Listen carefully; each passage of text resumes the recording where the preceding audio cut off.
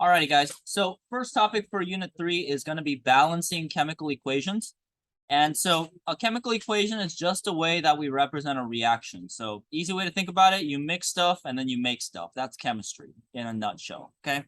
And a chemical equation is how we represent it. So on the left side of the reaction, the things that we start with, those are what we call the reactants, okay? And then the stuff on the right side are what we call the products. So kind of, you can use the definitions to figure out which side they go. The stuff on the left side is the stuff that we start with. Stuff on the right side is what we make. Okay, so this is like the ingredients, and this is like the final product.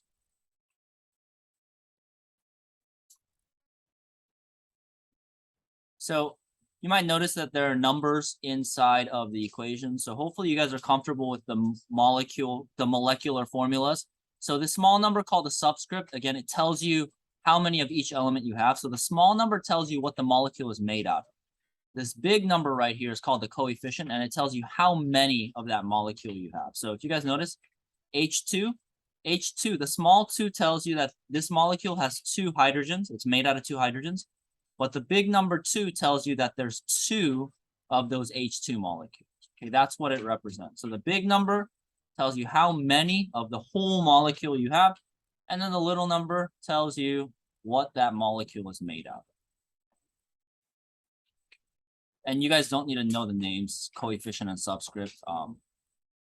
As long as you know what they do, you should be fine. Alrighty, so hopefully you guys remember balancing, but we're gonna have to balance a couple chemical equations. And on the AP test, none of the balancing questions are very hard. Like the example we're gonna do today is probably harder than anything you'll see on the test. But the expectation is that you're able to balance very quickly. So if you're having trouble with this, make sure you get some practice problems in. You can literally Google balancing chemical equation problems and you'll get like a bajillion questions to practice on, okay? All right, any questions on the definitions and the numbers? All good? Okay, let's move on to some practice. So I'm gonna do the first one with you guys, and then the second one I'll have you guys try on your own. So just a heads up, you don't need to write these subscripts, the ones with the parentheses and letters. They'll become very important later, but just for now, just know that these represent if it's a solid, liquid, or dissolved in water. That's what it represents. So it doesn't have anything to do with the actual molecule. Okay, but I'll give you guys like 30 seconds to copy down this equation, and then after that, we will balance it together.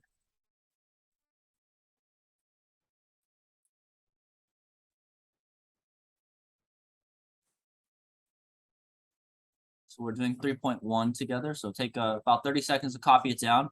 Since we're going to be writing on it and balancing it, you can take the stapler there if you want. Yeah, no, just these two, like they ripped off like part of the test. So it's all good. I should just like do it out, right? So, appreciate it. Yeah.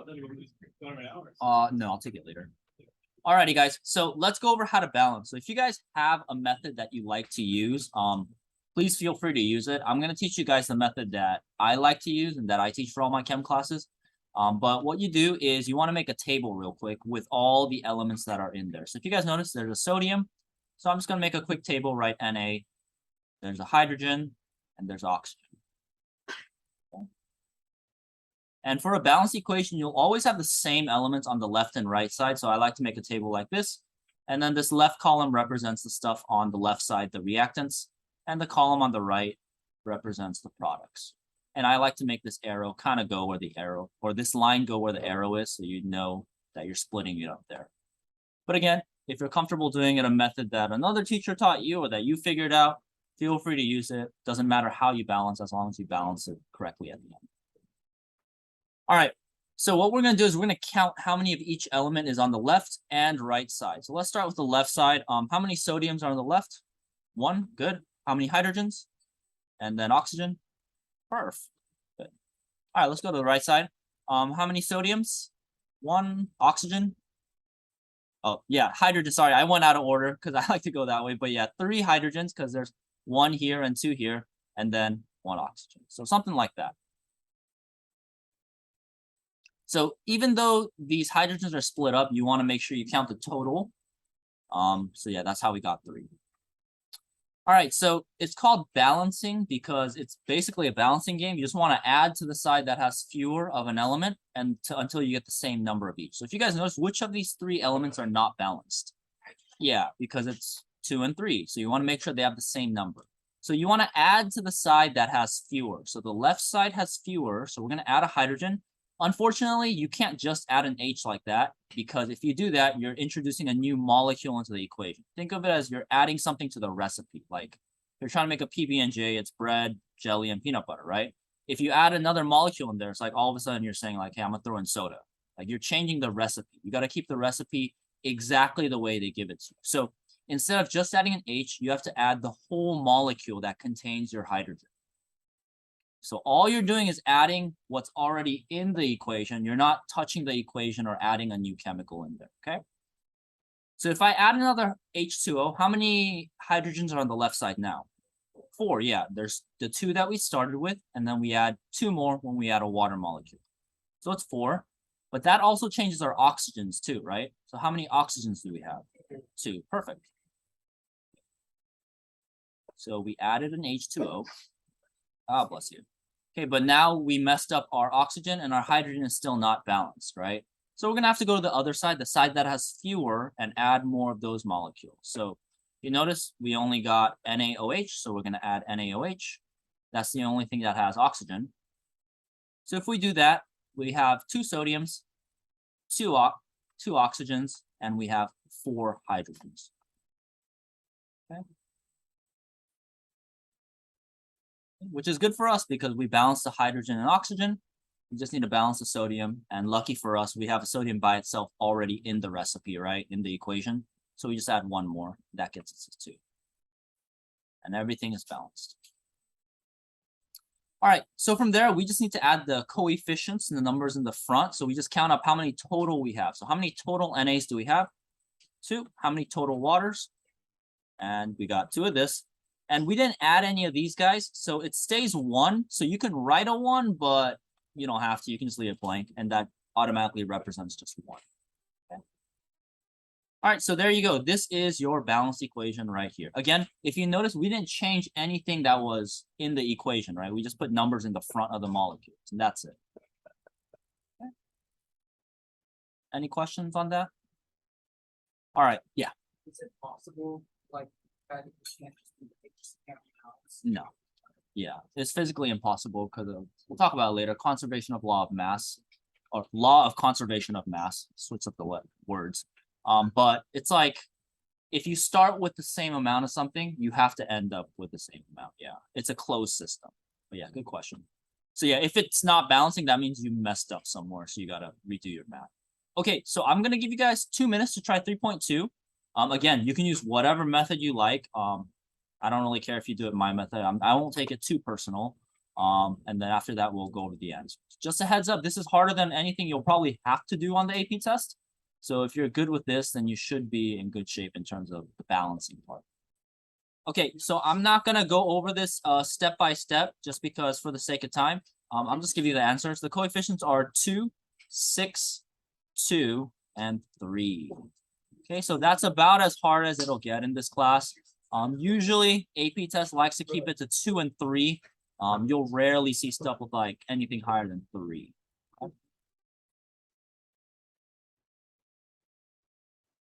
And just a heads up, it's never gonna ask you for a FRQ question, balance the equation. Like you're not gonna get free points for that, unfortunately. I know. Alrighty, guys. So we're gonna come back to this. So just make sure you don't forget how to balance, but we're going to talk about something called percent composition now. Okay, so before you guys write this down, let me just explain what percent composition is. But percent composition is basically just figuring out, calculating how much of a molecule's mass comes from each part. Okay, so our first example is going to be about CO2. Okay, so CO2 is made out of carbon and it's made out of 2 oxygens, right? So it's made out of 3 different atoms. Okay, and so each one of these atoms has a different mass because they're different elements, right? There's different number of protons and neutrons and etc. And so because they have different masses, they contribute a different amount of mass to the entire molecule. And so percent composition is asking basically how much of the weight comes from carbon or how much of the weight comes from oxygen. So if you guys are comfortable with doing percentages of things, you don't have to use this formula right here. This is just here if you need it. I'm going to be referring to it, but again, if you have your own method of calculating for percentage, you guys can use that, okay? But let's go over how to solve this. So I'll do this one with you guys, and I'll have you guys try 3.4 on your own. Okay, so it's asking you to find the percentage of carbon and oxygen by mass in CO2. Okay, so CO2 is made out of 1 carbon and 2 oxygens, right?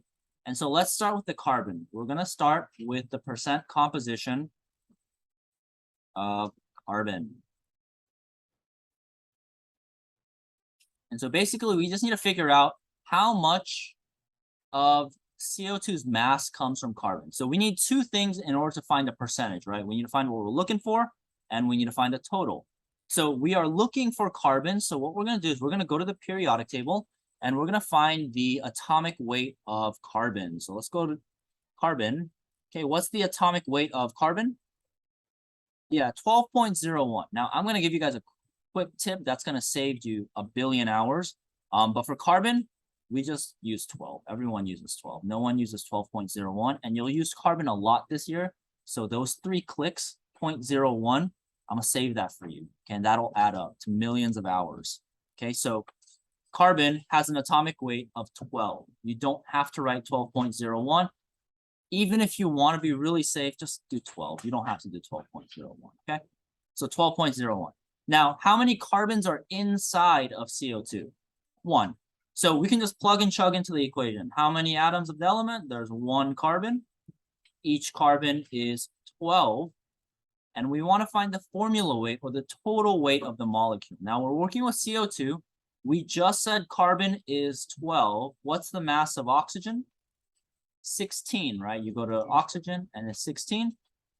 And so since there's 2 of them, you have to double that. So it's going to be 32. So 16 plus 16, and you should get an answer of 44 for the total weight.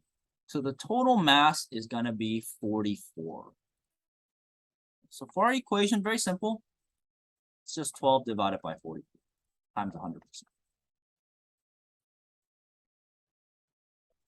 Okay, so the percent composition of CO2, the mass that comes from carbon, is going to be 27.27, and I'm gonna round it up to 3%. Okay, if you round it to something else like 27.3, 27.27, that's totally fine, as long as it's something close to that. Around 27.3. It's fine. Yeah. Yeah, so you can do the exact same thing for oxygen. The only thing I would say watch out for is the number of atoms, right? The number of atoms is 2, so you'll have to do 2 times 16. But there's actually an easier way of doing it. You're going to notice that CO2 is only made out of carbon and oxygen, right? You got carbon, you know everything is 100%, right? The total. So you can just do 100% minus 27 point whatever decimal you got, and that'll give you the same answer. Either way, you'll get the same answer. I just like doing the 100% because, you know, 1-step calculation. But as long as you get 72.7-ish, you should be fine. Okay. So again, either method works.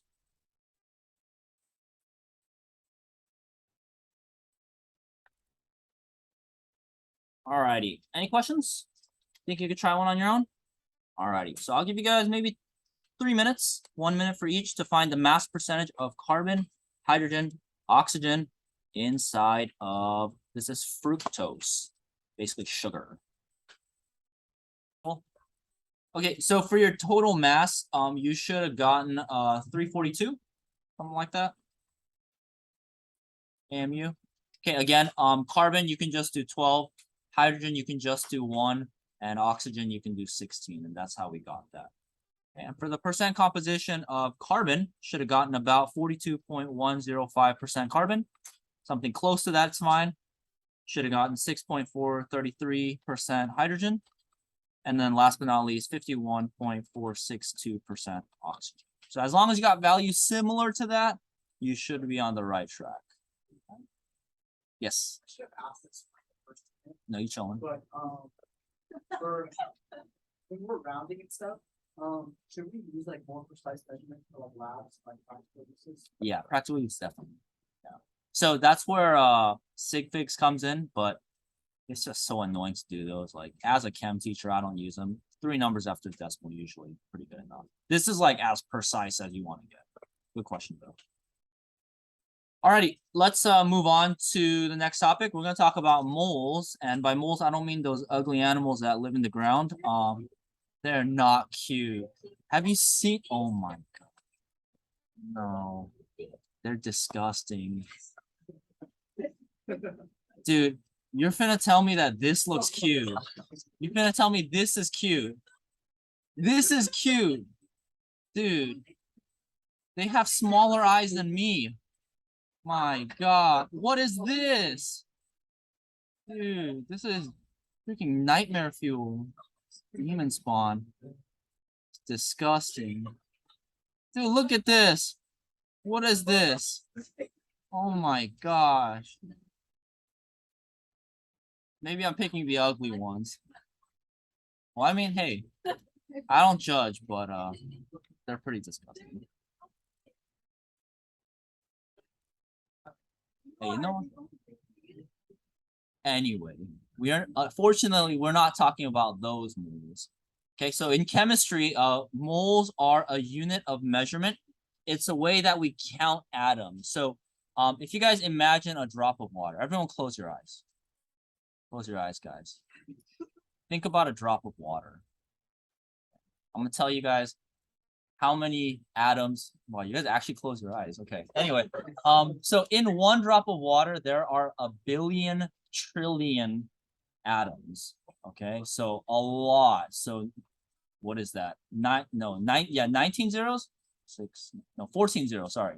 So yeah, billion trillion atoms. So atoms are super duper small. So in real life, we count things in different units of measurement, right? Pairs, dozen, maybe 100. If you're rich, 1,000, right? Thousands of stuff. But in chemistry, we have to use a bigger number, and that's what a mole is. A mole is when you have this much of something, 6.022 times 10 to the 23rd. Okay, so to kind of help you guys see how big that number is. Okay, this is a mole of something. 1, 2, 3, 4, 5, 6, 7, 8, 9, 10, 11, 12, 14, 15, 16, 17, 18, 19, 20, 21, 22, 23. Okay, so this is 1 mole of something. Okay, so if you have a mole of an atom, this is how many you're referring to. Okay, so it's just a unit of measurement. You guys don't need to write this big part down. You can write this part down. This is what the formula we're going to be using for our conversion factor for our dimensional analysis. Okay. Yeah, I wish my bank account looked like this. I would not be here. Actually, but then I wouldn't have met you guys, and my life would have almost no meaning. Psych! But anyway. Yeah, so that's 1 mole. That's our conversion factor, and that's what we'll be using to convert. And that's what we're referring to. Okay, let's jump straight into a practice problem. We're gonna need to use this in a fraction. So I'll go through the first one with you guys, and then after that, I'll have you guys try the other. Actually, have you guys try one on your own. Okay. So our starting value here is 1.12 moles of iron. So we're just gonna write that down. 1.12 moles of iron. Okay, and then it tells us that we want to convert it into iron atoms. So we're going to set up a fraction. Okay, now if I want to get rid of moles, where should I put moles on the fraction?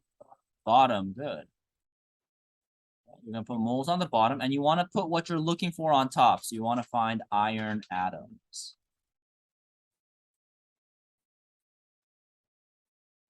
Okay, now we just need to plug in our values. So we can just look at our conversion factor. If you notice, what number is next to moles?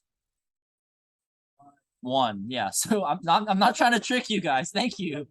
Thank you. I'm not gonna trick you guys. It's 1. So on the fraction, you just put the same number next to moles. So just keep it together. And keep the units and the numbers together. And then the number on the top is gonna be what it's equal to, the conversion factor. So 6.022 times 10 to the 23rd. All right, now, if you guys have a graphing calculator, you should be able to just plug this in. But if you don't, I'll teach you guys how to calculate scientific notation without a crazy graphing calculator. You can use this on a cell phone calculator if you want. Okay, so the operation that we have is 1.12, and then we're multiplying that with 6.022 times 10 to the 23rd, right? Now this, if you have a times 10 to the whatever, it's called scientific notation. If you want to do scientific notation without a crazy calculator, all you got to do is do the operation just with the normal numbers. And by normal numbers, I'm talking about the ones that look normal. So 1.12 and 6.022. Okay. So on your calculator, you'll do 1.12 times 6.022. And you'll get this value right here. 6.74. I'm gonna round that up to 5. So far, so good. And then you get the ugly part, the exponent, and you just stick it at the very end, times 10 to the 20. Yeah, super easy. And then you can just keep your unit of measurement, which is iron atoms. Okay, yeah.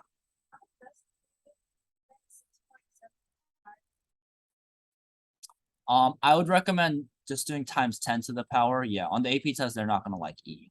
Yeah. Good question, though. Yes.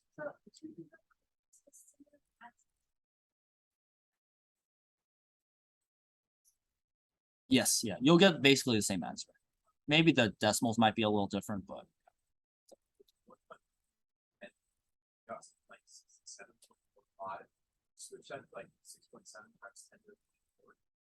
yeah, you would have to change the exponent. So I was actually going to get into that on the next one. So just hold that for a second. Okay, so I'm going to give you guys maybe about 2 minutes. Try 3.6. After that, we'll go over it and I'll teach you a little trick for scientific notation stuff too. Okay. So what's our starting value for 3.6, guys? Yeah, 4 moles. Now, specifically, it's 4 moles of MgNO3, magnesium nitrate. Okay, now, that's our starting value, but what is the question asking us to find? Yeah, we're looking for ions. Specifically, we're looking for nitrate ions. Okay, now, this is important to note because if you look at our starting value, are we talking about nitrate ions? No, we're talking about magnesium nitrate, the entire molecule, right? And so what we have to do is we need to do a quick conversion factor. And if you do this in your head or in your calculator, that's fine. But I just want to show you guys what we're doing. What we're going to do is we're going to find out how many nitrate ions are inside of this entire molecule. So inside 1 mole of magnesium nitrate, how many moles of nitrate are in there? 2, yeah, there's 2 nitrates, right? Again, I'm not trying to trick you guys. There's 2 nitrates inside of magnesium nitrate. You just need to look at the formula because it's Mg parentheses NO3 2. So it means that there are 2 moles of nitrate inside of magnesium nitrate. Okay, so if you just wrote times 2 and then you got the answer for that, that's totally fine. Okay. All right, now we can find the individual ions. So we can set up another conversion factor. The conversion factor is just going to be this right here. 1 mole of nitrate contains 6.022 times 10 to the 23rd nitrate ions. All right, so let's plug and chug into the calculator. Starting number is 4 times 2, and then times 6.022. Now, for this value, you're going to notice that you get 48.176 times 10 to the 23rd. Okay, but if you guys remember from your math classes, you can't have multiple numbers in front of the decimal. You can only have 1. So what we have to do is we need to move the decimal 1 time to the left. If we move the decimal 1 time to the left, we're going to get 4.8176. But we need to change the exponent. So if you move the decimal to the left, the exponent is going to go up. So it's going to be 24. And if you guys don't remember this or know this, just make sure you write it down. If you move a decimal to the left, the exponent goes up. If you move it to the right, the exponent goes down. And then you can just write ions.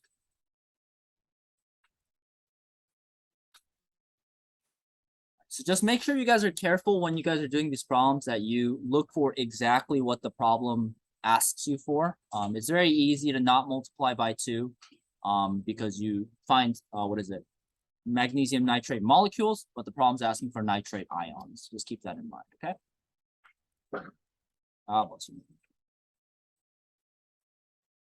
Alrighty, let's move on to the next one. So we're gonna stick with this mole thing for a little bit longer, but this time we're gonna introduce grams or mass into it, okay? Okay, so it says that we have a balloon containing 3.5 grams of carbon dioxide gas. So we're gonna start off just by writing down our number, 3.5 grams of carbon dioxide. And it's asking us to find the gas molecules. Okay, so we have a problem right now because the only conversion factor that we have is moles to molecules, right? 6.022 times 10 to the 23rd. And so what that means is first we need to turn this into moles, then we can turn it into molecules. Okay? And so the way that we do it is we have to use the periodic table to find something called molar mass. Now, up until this point, we've been talking about molar weight, right? Or molecular weight, or AMU. Another way that you can write that, the numbers on the bottom, is instead of AMU, you can use molar mass. And so the units for the numbers on the bottom, you can just write it as grams per mole, okay? So earlier we said that CO2 had an AMU of what? 44, yeah. So since it had an AMU of 44, we can say that CO2 weighs 44 grams per 1 mole. Okay, grams per mole. That's molar mass. Okay, so there's that number on the very bottom serves multiple functions. Primarily when you do stoichiometry though, you're just gonna assume that it's grams per mole. And so from that, we have our conversion factors right here. So it's gonna be a 2-step problem. All right, I'll give you guys a minute to set this up and solve it out. After that, I will show you what the setup should look like, give you the answer, and then we'll move on to the last topic of the day.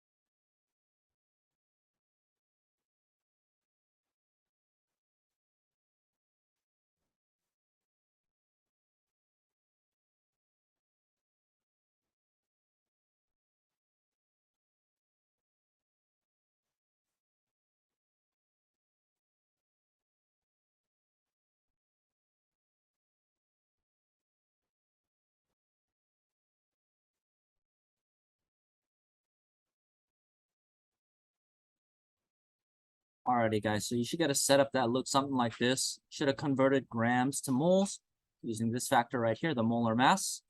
Then you could have used Avogadro's number, the 6.022, and then you should get around 8 times 10 to the 22nd. Okay.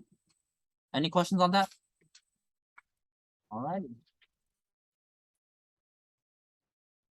Okay, so let's go on to the last topic of the day. And the last topic of the day is something that we saw earlier in the last unit. It's empirical formulas. Now, if you guys remember, empirical formulas tell us the relative number of atoms in each molecule. So it tells us a ratio between different elements. Remember, the molecular formula tells you exactly how many of each atom you have. Well, the empirical formula tells us the ratio between the individual types of elements. Okay, so we're gonna go right into a practice problem because you're gonna have to know how to find empirical formulas for the AP test. There's usually about 1 or 2 questions that require you to find the empirical formula. And so yeah, let's get right into it. So 3.9, I'm gonna go through this step by step with you guys just so that you guys know how to do it. And then I'll have you guys try one on your own. Okay, so 3.9 asks us to find the empirical formula of a compound that's 81.32% carbon, 5.12% hydrogen, and 13.56% oxygen by mass. Okay, now the way that we solve for an empirical formula is this flow chart right here. Now you guys don't need to copy it down. You don't need to memorize it, but I'm just gonna show you guys how we can use it, okay? So the first thing that we want to do is let's just write down the percentages. Let's take everything out of the problem. That way we have it just ready to work with. So we have a molecule that's 81.32% carbon. We have a molecule that's 5.12% hydrogen. And it is 13.56% oxygen. Make sure you guys jot that down. Okay, so we have the percentages, and now what we have to do is we need to do step 1. We're gonna assume a 100-gram sample. So since this is a hypothetical compound, right? And if you notice, the numbers all add up to 100%, right? What we're gonna do is we're just gonna pretend, hey, this sample that we have is just 100 grams. So 81% of 100 grams is 81 grams. So we're going to assume that we have 81.32 grams of carbon. We're going to assume that we have 5.12 grams of hydrogen. And we're going to assume that we have 13.56 grams of oxygen. Okay, so what we're doing is we're taking the percentage and we're assuming a 100-gram sample. That's what step 1 is. I think it's the easiest step.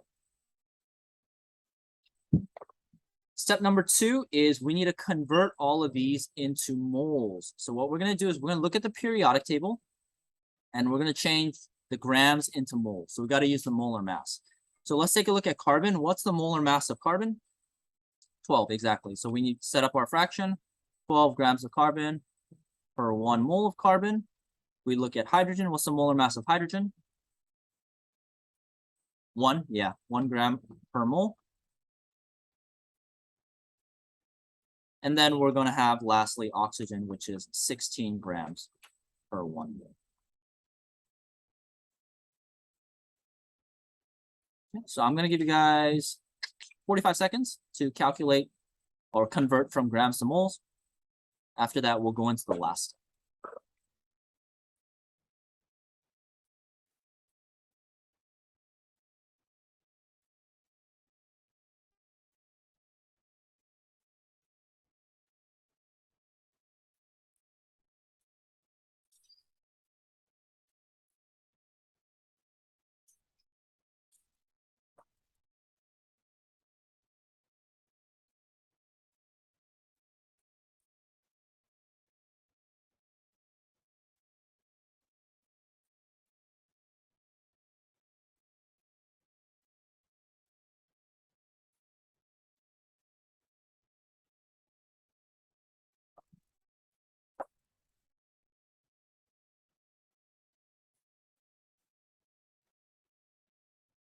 Alrighty, guys, so you should have gotten the following moles: 6.777 for carbon, 5.12 moles of hydrogen, and 0.848 moles of oxygen. Okay, something like that, close, as long as it's close. All right, now we're gonna go to the last step, is where we find the mole ratio and we find the empirical formula. So this part is super easy. See these mole numbers? You just write a chemical formula with those mole numbers. So we're gonna write C. And then how many C's? 6.777. Just take this number and just use it as a subscript. I'm gonna write H, 5.12. And we're going to use O, 0.84. Okay. Now, obviously, we're not done because it's impossible to have 0.77 of an atom, right? And so we're not done yet. This is just our mathematical setup. So what we do from here is we're going to divide by the lowest number. So if you look at these values, which element has the lowest value? Oxygen, yeah, and it's 0.848. So you just divide everybody by 0.848. You pull up your calculator. I don't have space. Darn. Okay, so you pull up your calculator and you're just going to divide all the values by 8.848. So 6.777 divided by 0.848 is going to give you carbon having a value of 7.99. Now that's very close to 8, right? So you can round that up to 8, so it'll be C8. Same thing for hydrogen, 5.12 divided by 0.848, and you get 6.03, which is awful close to 6, right? So H6, and then if you divide this by itself, it's just going to be 1. So this is going to be the empirical formula.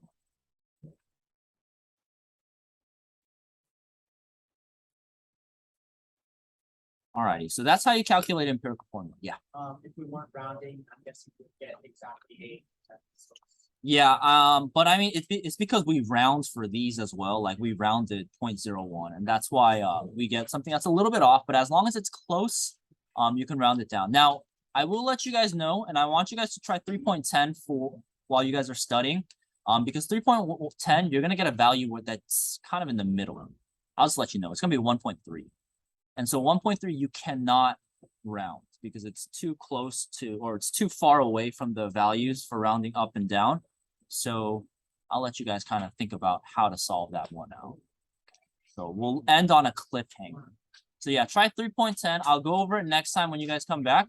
But yeah, good luck on your studying, guys. This is a little bit of a longer unit. We don't have a test next week, so I know. Got a little bit of time off. Wait, do we? Wait, I think we do have a test next week. Hold up. Might be not be next week, or it is next.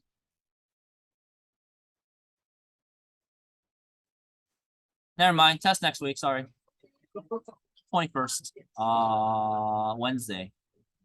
So a little bit more time. Sorry, guys. Built them up just to bring them back down.